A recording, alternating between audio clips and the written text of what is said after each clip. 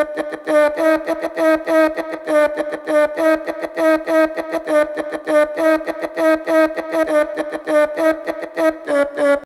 on top of the world when I'm 17 and 18 years old, and I think that I'm gonna get my pro card and I'm gonna go out there and I'm gonna make the finals. And of course everybody's in my ear telling me, you've got this, you have the horse, you have the talent, you're gonna be at the NFR next year. I made a name for myself.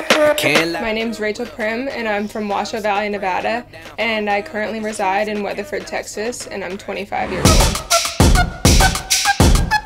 Oh, you wanna know who I am? I go off to college. I went to Cal Poly, and while I was there, I did think that I should try and make the finals while I was in college. Tragedy struck my rookie year. After Cheyenne, which I did really well at that year, my horse broke his pelvis. When you're 19 years old and it's your rookie year and you have all these dreams with this one horse, you have your whole life planned out, and it is ripped out from underneath you in the blink of an eye. It really made me question why I do this and why I love it. It almost drove me even harder to prove that I could still try and come back on something else, because I didn't want to be a one-hit wonder, and I felt like I owed it to Pepper to one day make it for him, even though he's never going to be there. Oh, you want to know who I am? So fast forward, I think 7 or 8 months after that, my wreck happened with Pepper. I found Dash and Julian, which is the mare that I have now. She was sitting in a pasture. She hadn't been rode in 12 months. She had no shoes on. She was skinny. You would just look at her and think, there's no way that this horse is what she is.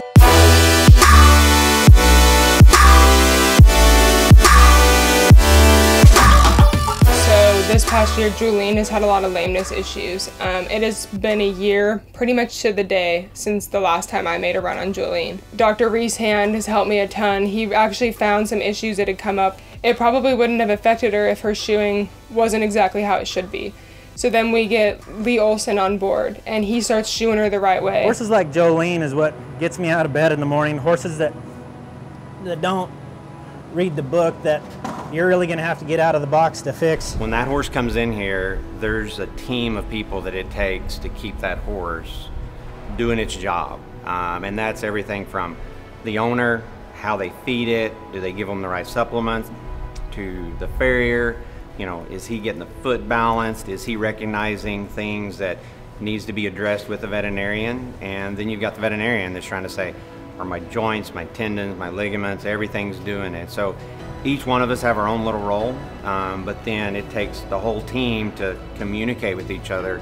And then I feel like, okay, we're finally seeing some big changes. She's put on weight, she's slicked off, she looks happier, but she's just not quite the Julian that I know and love. And that's when I started feeding Myristol. It's been about 3 months now, and she is sounder than she's been in over a year, even when I was running her before. Since feeding Myristol, she's gotten her spark back. She's sound. She's not this stiff mare that I was looking at 6 months ago. Since being on Myristol, she's a different horse. I feel like she's back to herself, like the mare that I knew 2 or 3 years ago. And I haven't seen that side of her in a long time. I truly believe now that God has me on this path for a reason, and I've gone through some really tough times and some really down times that have really made me question why I do this and if I still want to do it. And I do it because I love it. Even through the hard times, I just remind myself that there's a plan here, and I stay dedicated and I stay the course. And I know I'm 25 now and I still haven't made it, but I think that that's only 6 years of my life that I've really truly worked towards trying to make it, and I'd be willing to work another 26 if that's what it took. I think that sometimes your biggest breakthroughs in life are right after the biggest struggles that you've been through.